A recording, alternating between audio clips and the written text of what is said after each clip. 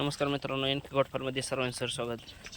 बरेच जणांची कॉल आली की शेळीपालनामध्ये नक्कीच परवडते का, तर सांगायचा विषय म्हटलं तर मित्रांनो, प्रामुख्याने मित्रांनो शेळीपालनामध्ये मित्रांनो 100% नाही 1000% परवडतं हे लक्षात घ्या कधी बी.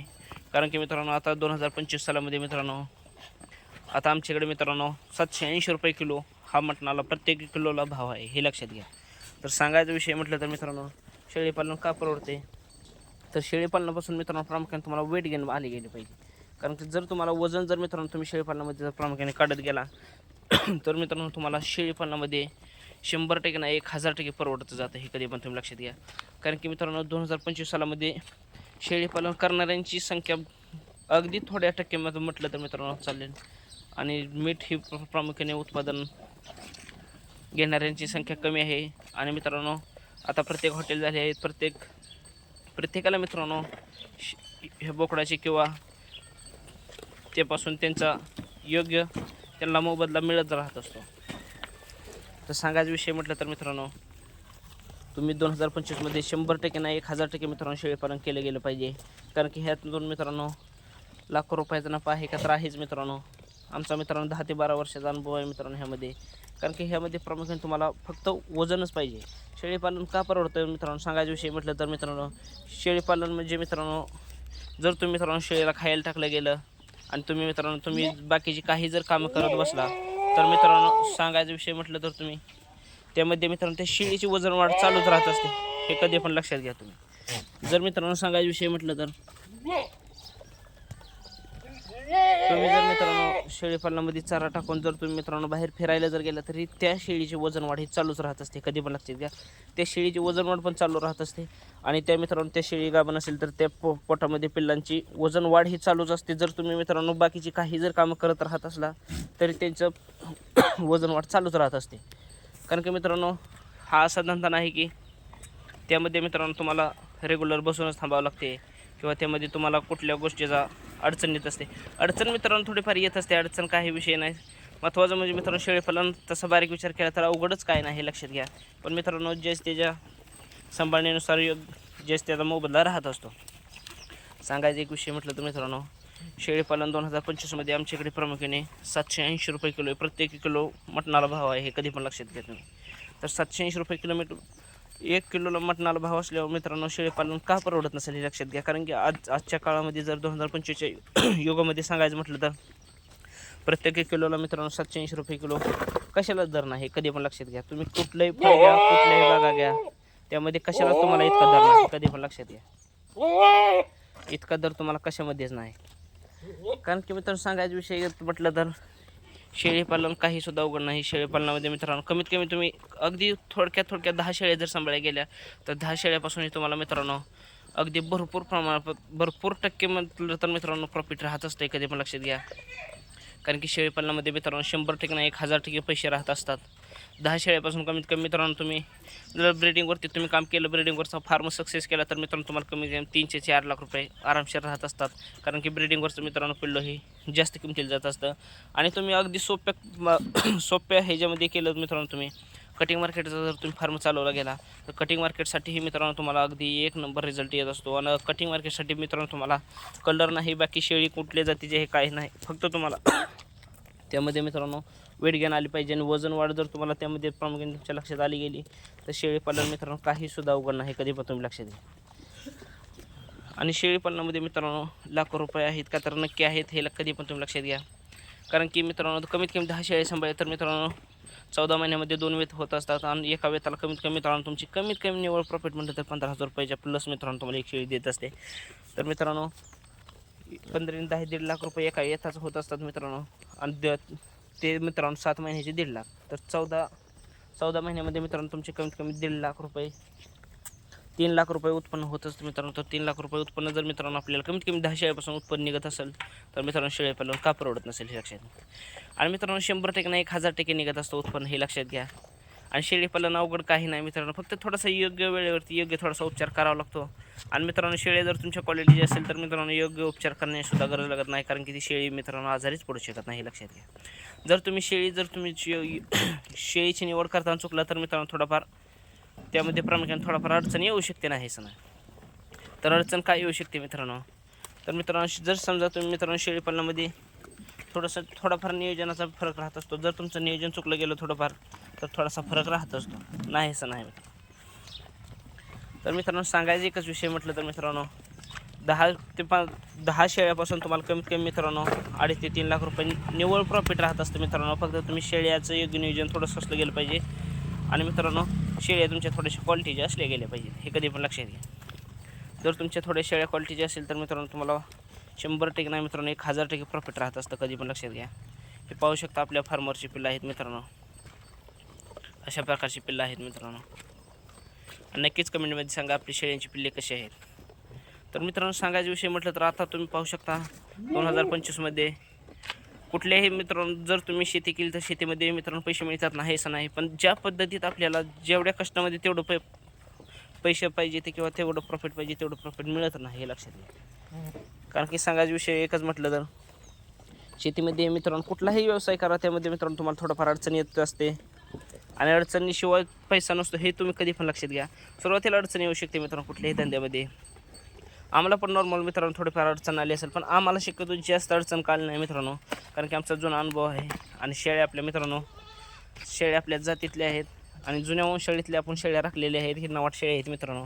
जुन्या वंशाळीतल्या शेळ्या राखल्या गेल्याने मित्रांनो आपल्याला प्रामुख्याने फायदा होत असतो की आपल्याला त्यांचा शक्यतो जास्त करून आपल्याला कुठल्या म्हणजे दूध वाढीचं कुठले औषध देण्याची गरज नसते किंवा बाकीचे कुठले म्हणजे शेळ्यांचं प्रामुख्याने सांगायचं म्हटलं तर शेळी पालनावरती आपला जास्त खर्च होत नाही, हे लक्षात घ्या. आणि आपला मित्रांनो अर्धबंदिस्त फार्म आहे, कटिंग वर्कसाठी आपण फार्म चालवत आहे. आणि आपल्याला मित्रांनो सांगायचा विषय म्हटलं तर आपल्यापाशी जास्तीत जास्त खर्च होत नाही, आपल्यापाशी कमी खर्चामध्ये जास्त आपण उत्पादन काढण्यासाठी आपला फार्म ओळख राहत असते.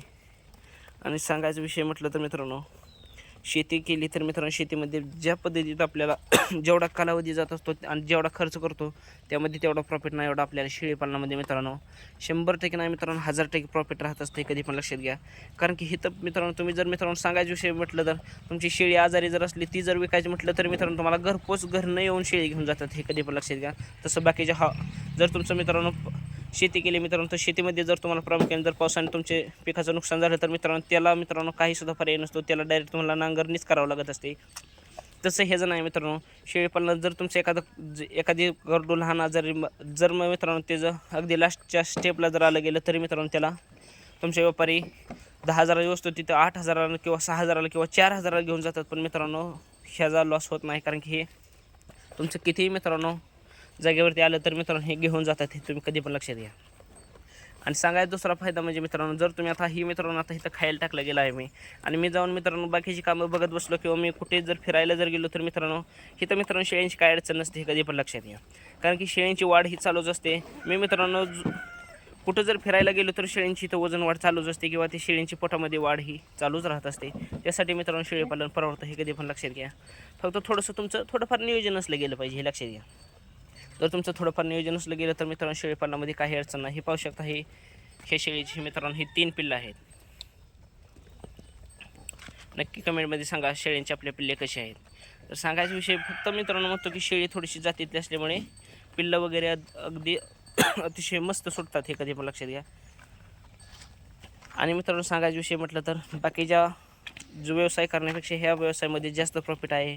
आणि मित्रांनो जे त्याच्या आवडीवरती पण विषय राहत असतो. आणि सांगायचा विषय म्हटलं तर मित्रांनो तुम्ही फक्त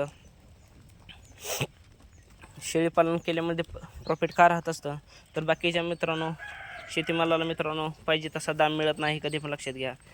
आणि बाकीच्याला दाम न मिळाल्यामुळे मित्रांनो आता पावसामुळे मित्रांनो बरेच जणांचे नुकसान झाले गेले आहे. त्यामध्ये मित्रांनो त्या शेती मालकाला मित्रांनो नुकसान झाल्यामुळे त्यामध्ये नांगरल्याशिवाय पर्याय राहत नसतो. तसं हे मित्रांनो शेळीपालनाचा नाही विषय लक्षात घ्या. जर तुमची मित्रांनो एखादी शेळी आजारी पडली लास्टच्या स्टेपला आली जर ती 10,000ची वस्तू असेल तर मित्रांनो 4,000 रुपयाला जाते, हे कधी पण लक्षात घ्या. पण त्यामध्ये तुमचं पूर्ण लॉस होत नाही, हे कधी पण लक्षात घ्या तुम्ही. त्यामुळे शेळीपालन परवडतं, हे कधी पण लक्षात घ्या. जर मित्रांनो तुम्हाला शेतीसाठी जर पाणी कमी असेल तर मित्रांनो पाणी कमी असली तरी शेती होऊ शकत नाही मित्रांनो, पाहिजे तसे आपण पिकं घेऊ शकत नाही. त्यामध्ये मित्रांनो जर तुम्ही शेतीमध्ये जर हलका चारा लावला गेला, अशा विविध प्रकारचा झाडपाला लावला गेला तर झाडपाल्याला मित्रांनो पाणी कमी लागत असते. जर तुम्ही शेवरीला केली सुबाबळ केली तर मित्रांनो ह्याला अगदी 0% म्हटलं तर मित्रांनो पाण्याची गरज लागत असते. यामध्ये मित्रांनो तुम्ही अतिशय जबरदस्तपणे शेळीपालन करू शकता. आणि शेळीपालनामध्ये मित्रांनो 100% नाही मित्रांनो, 1000% प्रत्येक व्हिडिओ मी सांगत असतो, शेळी पालन काही सुद्धा अवघड नाही, कधी पण लक्षात घ्या. आता हे पाहू शकता मित्रांनो, अशा प्रकारचे शेळी असल्यावर मित्रांनो ही शेळी आजारीच पडू शकत नाही, कधी पण लक्षात घ्या. का आजारी पडू शकत नाही तर मित्रांनो, ह्यांचा जी DNA असतो ते ही जुन्या ओरिजिनल शेळीतला DNA असतो आणि त्यांना आपण क्रॉस करत असतो आणि त्यापासून आपण मित्रांनो मिक्समधल्या पाठी तयार करत असतो, हे कधी पण लक्षात घ्या. जर आपण मिक्समधल्या पाठी तयार केल्या गेल्या तर मित्रांनो त्या शेळ्यांचाही त्यांचा तेवढेच मित्रांनो त्या शेळ्यामध्ये ताकद राहत असते आणि त्यांच्यापाशी ताकद असल्या गेल्यामुळे ते आजारी पडू शकत नाही, कुठल्याही रोगाला बळी जाऊ शकत नाही. आणि ही शेळ्या आपल्या मित्रांनो सर्व आपल्या घरच्या तयार केल्या गेल्या आहे, त्यामुळे आपल्याला शेळीपालनामध्ये काही सुद्धा अडचण येत नाही, कधी पण लक्षात घ्या तुम्ही. आणि बाकीच्या मालाला मित्रांनो पाहिजे तसा दर मिळत नाही, त्यामुळे शेळीपालन केलं गेलं पाहिजे. आणि शेळीपालनामध्ये मित्रांनो तुम्ही सुकाचारा हा विकत घेऊन सुद्धा शेळीपालन करू शकता, हे लक्षात घ्या. असं नाही की मित्रांनो तुम्ही शेतीमध्येच केला गेला पाहिजे आणि त्यांनाच प्रॉफिट काढलं पाहिजे, असा काही सुद्धा विषय नाही, तुम्ही कधी पण लक्षात घ्या. त्यासाठी तुम्ही शेळीपालन करू शकता. शेळीपालनामध्ये मित्रांनो 100% नाही मित्रांनो, पैसे 1000% मिळतात, हे प्रत्येक व्हिडिओमध्ये सांगत असतो मित्रांनो.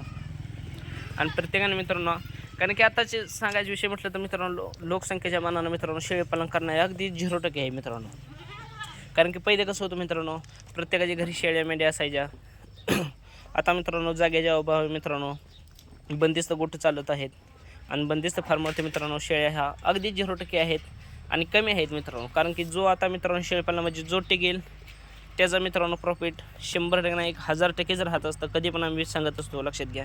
त्यासाठी फक्त तुम्ही शेळीची योग्य निवड केली पाहिजे, शेळ्या योग्य क्वालिटी सांभाळल्या गेल्या पाहिजेत. शेळीपालनामध्ये नक्कीच प्रॉफिट राहत असतं, नक्कीच पैसे राहत असतात बाकीच्या धंद्याच्या तुलनेत मित्रांनो. आता सांगायचं म्हटलं तर मित्रांनो शेळीपालनामध्ये शेळीपालनामध्ये मग कष्ट असते मित्रांनो, नाही असं नाही, त्यामध्ये काय दुमत नाही, पण कष्ट एवढं पण नसतं मित्रांनो. 1 तासभर ते आता कुठलेही मित्रांनो धंदा करायचं म्हटलं तर त्यामध्ये कष्ट असतंच मित्रांनो, बिना कष्टाचा कुठलाही व्यवसाय नसतो, कधी पण लक्षात घ्या. आणि कष्ट असल्याशिवाय पैसा पण नसतो, हे पण तुम्ही कधी पण लक्षात घ्या. तर सांगायचा विषय म्हटलं तर मित्रांनो आता पाहू शकता, हा चारा टाकल्यानंतर मित्रांनो आम्हाला कमीत कमी 2 ते 3 वाजता शेळीला काही सुद्धा लागत नाही, हे लक्षात घ्या. आता मी कुठं जर बाहेर जर फिरायला गेलो मित्रांनो, काही जर काम करायला गेलो तर ही तर शेळ्यांची वजन वाढ चालूच असते, हे कधी पण लक्षात घ्या. मी झोपलो तरी मित्रांनो ह्याची शेळ्यांची वजन वाढ चालू असते. ती गाभण शेळी असेल तर त्या शेळीच्या पोटाच्या पिल्लामध्ये वजन वाढ चालूच असते, हे कधी पण लक्षात घ्या. त्यामुळे शेळीपालन परवडते. आता ह्यामध्ये मित्रांनो मी काही सुद्धा केलं नाही, फक्त सुकाचारा भुईमुगाचा पाला टाकला गेला आहे आणि आता मित्रांनो मी बाकीची कामे बघण्यासाठी मी निवांत झालो गेलो आहे. असं नाही की मित्रांनो शेती केली तर मित्रांनो असंच असतं, त्यामध्ये काय वाद नाही, फक्त मित्रांनो त्यामध्ये मित्रांनो आपल्याला जास्त प्रॉफिट राहत नाही आणि जास्त उत्पादन मिळू शकत नाही. ह्यामध्ये आपल्या हातात असतं की आपल्याला किती उत्पादन काढायचं किती नाही, हे लक्षात घ्या. तर शेतीमध्ये नसते, शेतीमध्ये आपण ज्या पद्धतीने बियाणे रुजवतो त्या पद्धतीनेच आपल्याला रुपये मिळण्याचे चान्स राहत असतात. तर मित्रांनो कसा वाटला व्हिडिओ सांगायला विसरू नका. चॅनलला लाईक, सबस्क्राईब आणि शेअर करायला विसरू नका. अधिक माहितीसाठी मोबाईल नंबर 98 42 42 00. धन्यवाद.